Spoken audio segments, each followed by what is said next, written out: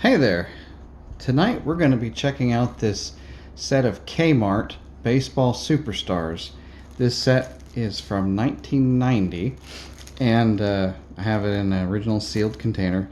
Um, so before I open it up though, I was looking on the back here. Of course, it, like many of these sets, lists out the players that are included in the set.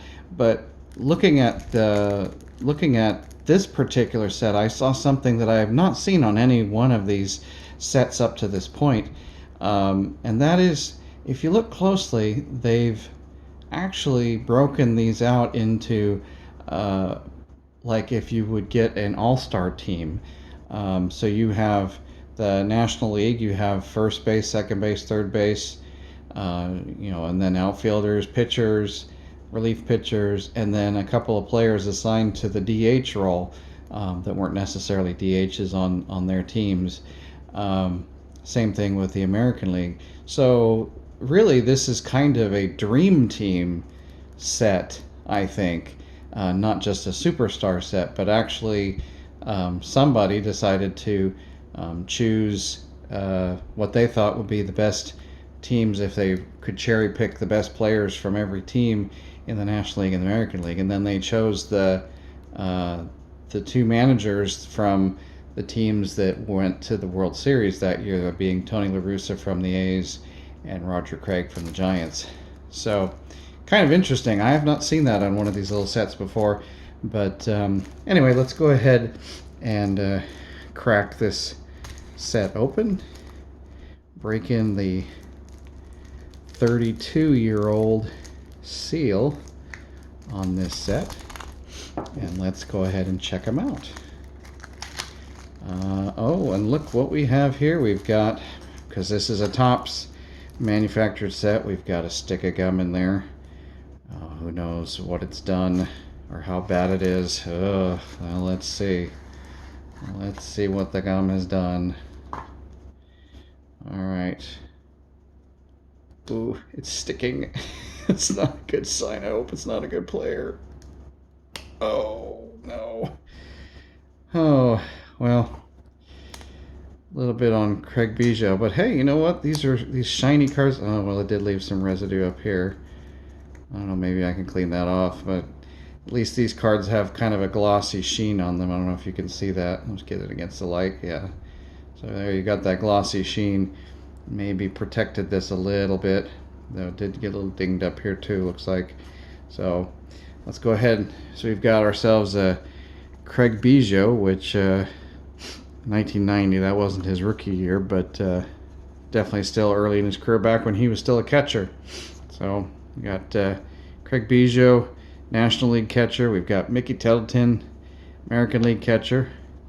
We've got Glenn Davis as a DH, which he was a first baseman. We've got Dennis Eckersley. Of course, he was kind of redefined the reliever position in his day. And then, of course, you've got Donnie Baseball, Don Mattingly, first base for the American League. It's a good one. Sid Fernandez, left-hand pitcher. We've got Tony Gwynn, outfielder, National League. Kirby Puckett, outfielder, American League. He was a dynamo in those days. Oh, we got Kevin Mitchell, outfielder, National League. Yeah, I think in 1990 he was National League MVP. Chuck Finley, left-handed pitcher for American League. Jeff Ballard, left-hand pitcher, American League. Mr. Wade Boggs, the hitting machine, third base, American League. There's my favorite player, Will Clark, first base, National League. We've got Mark Davis, who incidentally, I believe he was traded to the Padres for Kevin Mitchell back in, I believe it was 87. It was actually, there was multiple players there. They actually traded for Dave Dravecky. They ended up getting Kevin Mitchell in the trade too, not realizing he was going to be a breakout star in the next year or two. Now we've got Howard Johnson. That's an interesting one. Third base, National League. Kind of surprises me. I want to say that I would have thought there's other third basemen I would have picked, but in the National League. Dan Plesac, relief pitcher. Of course, then we got Ozzie Smith, shortstop. Of course, I don't know if we'd want these two guys on the same team. Those of you who get that reference, they had a nice fight one year. Jerome Walton, he was Rookie of the Year, I think, in 1990 for the National League, so they picked him. We got Fred McGriff. He was a very good player for a long time. Oh, and then we've got the Express, Nolan Ryan, for and what's interesting is he's the American League for the Rangers, and you got Mike Scott for the Astros. I can't help but think if they still had Nolan Ryan, he would have superseded Mike, but so be it. And then we've got Mark McGwire, have him as a DH. That looks really just funny. Again, if you didn't know better on this was a dream team. You look at this card thinking, wait a minute, when was he a DH at that time? Well, he wasn't. They just wanted to pick him as a DH for this set. We've got Brett Saberhagen, right-hand pitcher. He was very dominant, though. And then you've got Cal Ripken, shortstop for the American League. Jay Howell, relief pitcher.